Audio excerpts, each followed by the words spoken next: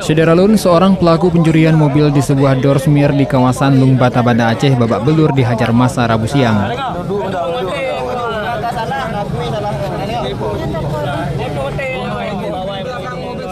Aksi massa yang kesal itu terhenti setelah beberapa polisi berpakaian preman tiba di lokasi.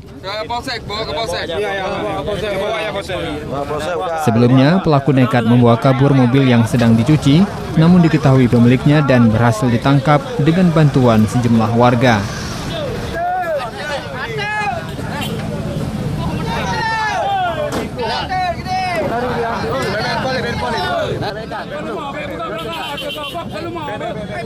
Dari tangan pelaku, polisi juga mengamankan beberapa lembar surat tanda kendaraan sepeda motor atau STNK.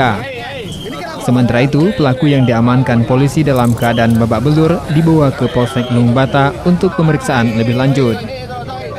Pemilik mobil, Bus Tamam, mengaku terkejut saat mobilnya yang belum selesai dicuci tiba-tiba keluar dari dorsmir dan langsung tancap gas. Mobil siapa nih, Bang? Saya. Mobil apa? Gimana kronologi diambilnya, Bang? Di dorsmir nanti ya. Di dorsmir. Terus? Dibawa lari. Dibawa lari. Dikejar. Saya kejar. Oh, di dorsmir mana, Bang? Dorsmir autocar nih. Oh, gitu.